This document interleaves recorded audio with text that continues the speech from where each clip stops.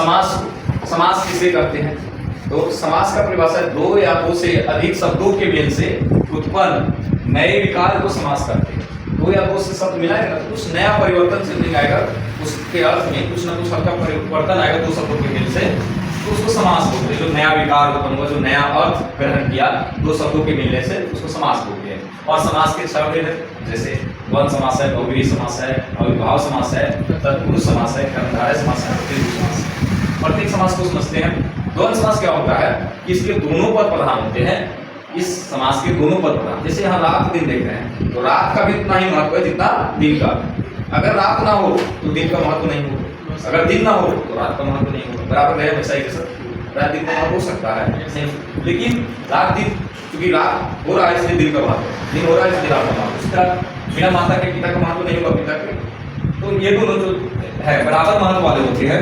दोनों पद जो है प्रधान होता है इसमें। खाली लोटा, दाल भात, ये सब द्वंद्व समास के उदाहरण है। साग सब्जी अक्सर जो साथ में बोले जाते हैं वे सब द्वंद्व समास होते हैं। साग सब्जी, जूता चप्पल, घर द्वार, भाई भौजाई, है ना, दो चार, आना जाना, खाना पीना, चोखा चटनी, ये सब जो है साथ में बोले जाने वाले जितने भी सब वो अक्सर आप द्वंद्व समास से देखेंगे। इसमें देव राक्षस उल्टा संबंध भी ध्यान रखेंगे। अगर उल्टा संबंध भी हो रहा है दोनों में तो भी वो द्वंद्व समास के अंतर्गत ही आता है। जैसे आपके माता पिता, तो या तो बराबर का महत्व रहेगा या उल्टा संबंध रहेगा, या तो साथ बोले जाने वाले शब्द द्वंद्व समास के अंतर्गत आते हैं। दूसरा है बहुव्रीहि समास।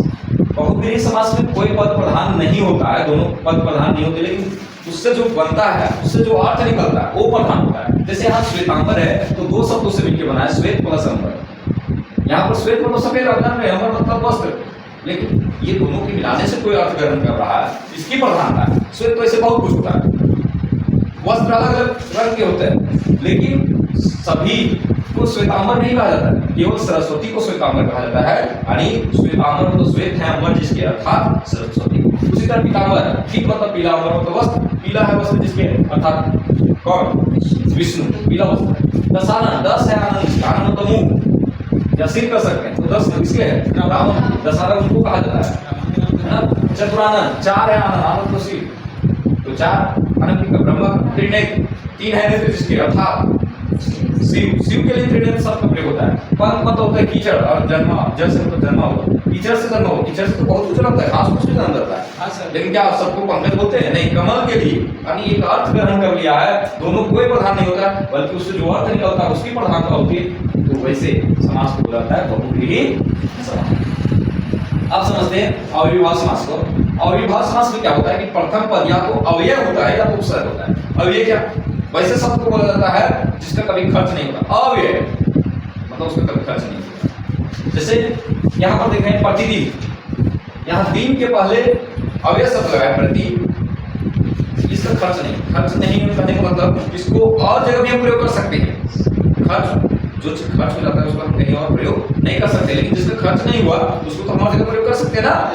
तो यहाँ पर प्रति का खर्च नहीं हो रहा है, क्योंकि हम प्रति से और भी शब्द बना सकते हैं, प्रतिवर्ष बना सकते हैं, प्रति मास बना सकते हैं, तो प्रति से और भी शब्द बन रहे। तो इसलिए यहाँ पर प्रति जो है अव्यय शब्द है, और ऐसे शब्द जो शुरू में अव्यय शब्द लगे रहेंगे वहां पर अविभाव समास होगा। जैसे आमरण, आप हम और लगा सकते हैं, आचरण लगा सकते हैं, तो आचरण, आमरण, यथाशक्ति, हर पेट, ये सब अविभाव समास है। हर को हम और जगह इस्तेमाल कर सकते हैं, आप हम और जगह इस्तेमाल कर सकते हैं, यथा को हम और जगह इस्तेमाल कर सकते हैं, इसका अव्यय नहीं मतलब खर्च नहीं होगा।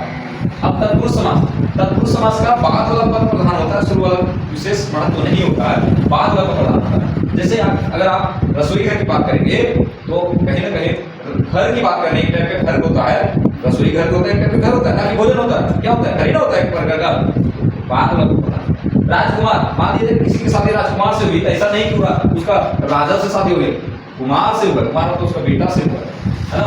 उसी प्रकार राजकुमारी, किसी की शादी राजकुमारी से हुई है, इसका मतलब ये नहीं ये रानी से हुआ है, इसका मतलब है कि उसकी बेटी मानी से हुई।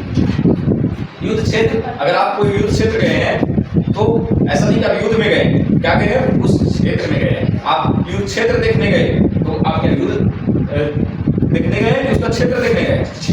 युद्ध तो पहले हो चुका है, बहुत सारे युद्ध आप सुने, पानीपत युद्ध हुआ था, तो आप अभी अगर जाएंगे तो युद्ध क्षेत्र जाएंगे, बताइए क्या युद्ध में चल जाएंगे, उसके क्षेत्र में जाएंगे, क्षेत्र में जाएंगे। उसी तरह गंगा जल, आपको कहें कि गंगा जल ले जाइए, एक प्रकार का जल ले जाइएगा कि गंगे को उठा करके आइएगा, जल जल बाद वाला पद होता है। उसी प्रकार देवालय, देव का आलय मतलब देवता का घर, आप देवालय जाते हैं प्रकार के घर में जाते हैं ना कि देवते में चले जाते हैं, विद्यालय जाते हैं एक प्रकार का विद्या के आलय में जाते हैं, घर में जाते हैं ना कि विद्या में चले जाते हैं, तो बाद वाला पद प्रधान होता है।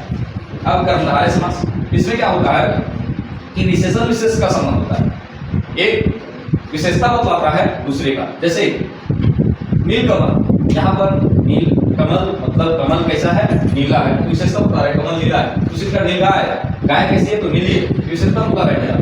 लाल मिर्च, मिर्च कैसी है, लाल है, विशेषता। महात्मा, आत्मा कैसा है तो महान है, जिसका महान आत्मा महान उसे महात्मा बोलते हैं। महादेव, जिसका जो देव महान है उसको बोलेंगे महादेव। प्रधानाध्यापक, जो अध्यापक प्रधान है उसको तो प्रधान देव। कौन सा समास, कर्मधारय समास। वहीं पर द्विगु समास, इसमें वर्तमान कोई गिनती वाला होता है, संख्यावाचक होता है। जैसे चौराहा, चार नामों का समाहार, थोड़े विग्रह करके इसका अर्थ निकालेंगे तो क्या होगा, चौराहा मतलब चार नामों का जहाँ पर मिलता है, समाहार होता है, मिलन होता है। यहाँ पर भी तीन राह का समाहार, ग्राहक है तो तीन मिल रहा है। अर्धवार्षिक मतलब आधा वर्ष पर जो होता है, 6 महीना पर। वार्षिक मतलब 1 वर्ष पर, इसमें भी गिनती है 1 वर्ष 6 महीने। साप्ताहिक मतलब सप्ताह को 7 दिन, उसमें भी गिनती है। पंचवर्ती 5 वर्ष मतलब 5 बार का मिलन हो रहा है, जहाँ पर 5 बार है तो पंचवर्ती बोलेंगे। इस तरह अठन्नी, चौवन्नी, और अठन्नी में 8 दिनों का समाहार, 50 पैसे का समाहार है ना, चौवन्नी 25 पैसा। तो यहाँ पर संख्या है, तो इस तरह से जो भी होता है उस प्रथम पद अगर संख्या है तो उसको द्विगु समास के अंतर्गत रखेंगे।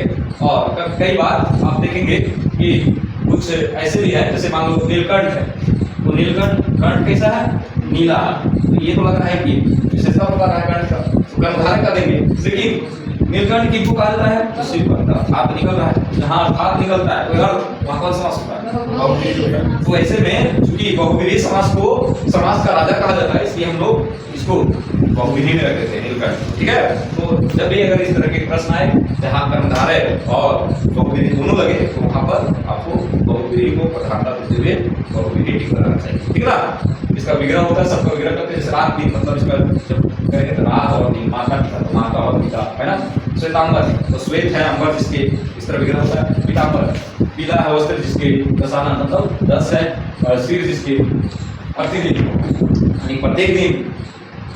आवरण मतलब मृत्यु तक, आजन मतलब जन्म तक, यथाशक्ति मतलब शक्ति के अनुसार, तो इसका अर्थ हो गया। विग्रह मतलब उसका पूरा विस्तृत अपार्टमेंट मतलब पेट भर कर, रसोई घर रसोई के लिए, राजकुमार तो राजा का बेटा, राजकुमारी मतलब रानी की राजा की बेटी। युद्ध क्षेत्र और युद्ध का भूमि, गंगा जल मतलब गंगा का जल, देवालय मतलब देव का आलय। इस तरह नीलकमल नीला कमल, नीलगाय मतलब नीला गाय, और लाल मिर्च मतलब लाल मिर्च, और महात्मा महान आत्मा, महादेव महादेव।